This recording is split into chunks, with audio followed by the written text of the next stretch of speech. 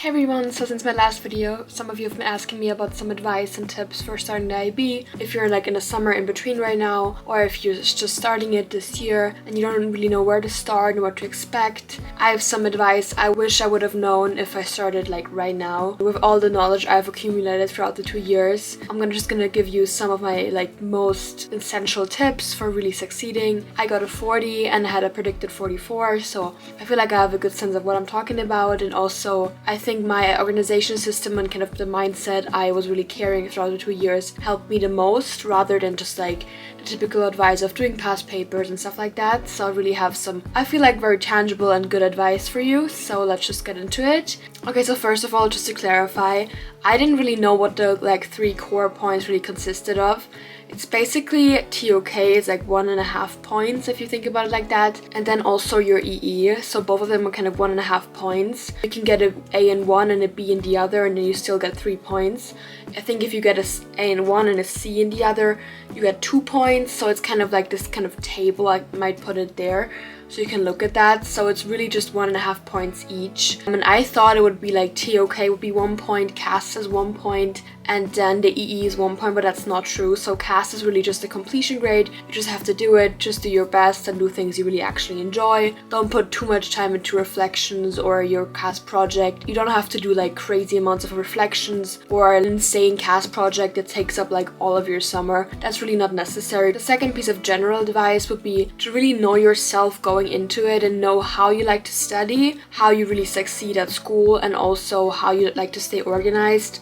That could be a paper planner or do it online or like Apple Calendar, whatever works for you. It doesn't really matter. Just make sure to stick to it and know your system beforehand so you don't have to change it up and then put all your to-dos into another system. That will be very difficult and just takes up your time you really need to be studying instead. And the other thing for studying is, do you like to watch videos? Do you like to look at textbooks? Sometimes you have like online textbooks that are given to you by the school. Me, for example, I don't really like actual like physical textbooks. I just get bored and I can't really concentrate on those that much. So for me, watching videos, for example, like explanation videos was super helpful, especially for biology. If I were to actually look into like a big chunky textbook, I don't think I would have been able to get through that. So just know yourself and know what works for you. Maybe even like some kind of podcast if that's available. You don't need to actually stick to something what your teacher wants you to do. Obviously, if there's like homework, you gotta do it that way. But then for studying, it's basically up to you, whatever you like best. And then finally, there's actually certain guidelines from the IB for SL and HL subjects. I'm pretty sure it's 3 hours per week for studying per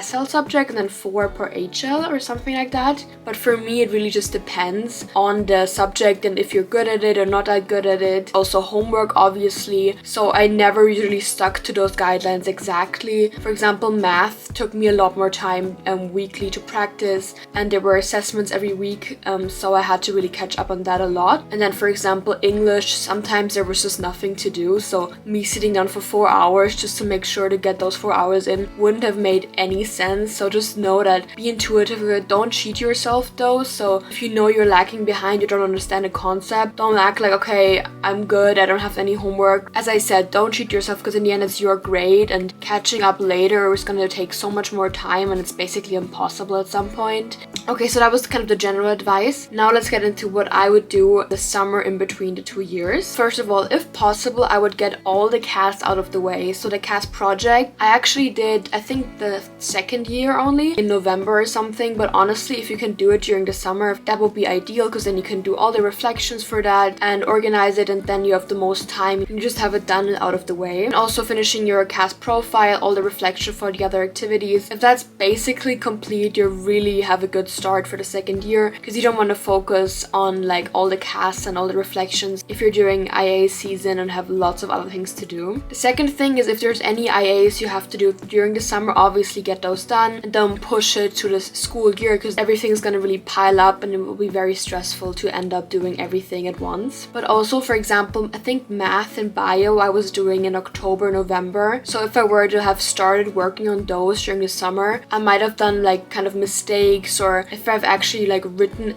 all of it, then I might have had to delete everything again and start from scratch. Just make sure you know what the teacher also wants from you. So if there's something you shouldn't have done anything yet, I wouldn't work like super ahead, because it may be that you do something wrong, or it may be that the teacher wants you to do something else and then you have to do everything again. So don't waste your time doing something you don't have to do yet. But also, if you are able to like kind of jot down some ideas or get something done you're required to do, obviously do that, but don't work ahead too much. The thing I did most was just to declutter and regroup, put away all the things I know I'm not gonna use for studying later on. So all the kind of worksheets or anything where I'm like, I won't need this for the second year whatsoever. Nothing for mocks, nothing for finals. Everything that's really important, you know, you're gonna look back at and review over time, those make sure you have like one stack or something, or put them into folders so nothing's just like loose around and you won't find that, because it's very annoying. So then like for the mocks or the finals, you have so much on your plate already, and then you even have to go through your laptop and find certain documents, or go through your books and notebooks and try to find whatever is important right now. And lastly, as I said before, you have to figure out your study technique, whatever works for you. And I think during that summer you should really be able to hone in on what has worked the previous year, what exams you did well in and why you did well in them. Like, what study techniques did you use, what practice books did you use, or what exercises, and what was really just the most helpful, because at that point you really should know that. Now going into IA advice and also the TOK essay and the exhibition. I think those are all pretty similar in some ways. So for me, my school always just kind of gave me like a rundown and an overview about each IA, and then we had to start writing throughout the next couple of weeks. And for me, I always found it so helpful to have those overviews and have some examples or a certain teacher talk about something. And I always jotted down some notes or even ideas for what I might be able to do. I think it's so important to actually use those lessons, because that's when you're gonna feel most motivated and inspired to do something. So really use that motivation, because that will just give you that kickstart to then actually go throughout the next weeks and do more. Because if you just kind of use those lessons to be like, yeah, whatever, I have enough time later, that will really get you annoyed, because then you'll forget all the advice and all the tips, and the teacher will also be annoyed at then having to reiterate everything so many more times. IA season for me was the second year, from like spring to then winter. I think fall to winter was most stressful, but really IA season isn't even that stressful if you just make sure to add something consistently. Like, have all the documents you need on your laptop open always, and just add more things and get more input from teachers, and then go back to it again, and just don't leave everything to the last minute. That's something that's so important. Yeah, whatever, deadlines and 3 weeks, and that sounds like a lot of time, but really it isn't, because you want to have those conversations with teachers and you want to go back to it and maybe leave it off for a couple of days, then look back into it again and catch mistakes or anything you want to still change. So I think it's very important to leave yourself even like a lot of space to then go back, or if you're not very motivated 1 week, it's fine, and it's not like, no, I have to do it because the deadline's like in 3 days. So make sure you give yourself like some kind of breathing periods, but also work consistently and get the job done. And finally, just look at other very good and high scoring IAs that are of similar quality. For me, it was very important to also just know like what tone to use, what the overall like procedure is, and what the requirements are. For example, for bio, there's a certain structure you kind of got to have, and looking at other IAs, it was very helpful, even if the teacher gives you kind of a summary document, so that will just give you a certain framework, but don't copy, of course, but it will be very just nice to have something to hold on to. The last section will be EE advice, and in my opinion, the EE is something that can be very enjoyable, but also can be just super annoying, because in the end, the EE is only 1.5 points, so make sure you know that, and do your best, of course, but also don't put too much effort and too much time into it. In the end, as I said, you won't get that many points for your work, and I've seen so many cases where people got a very high predicted grade in their EE, and even for me, I'm pretty sure I got an A,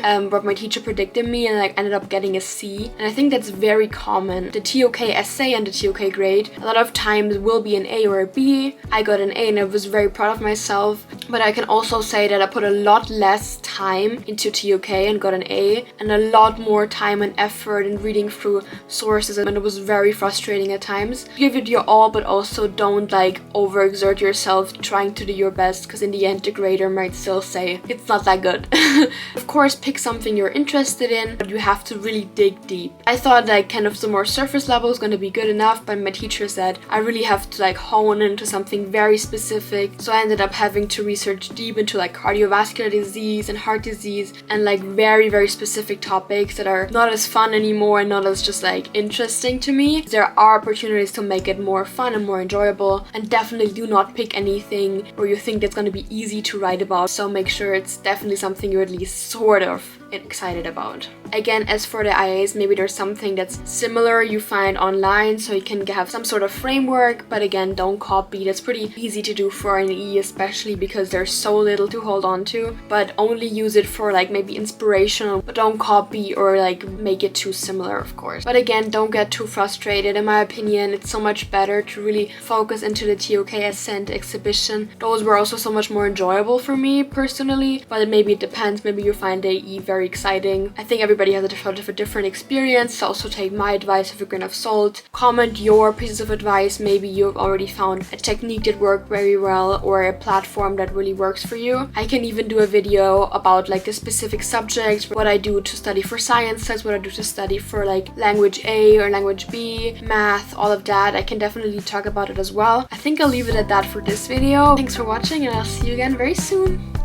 Bye!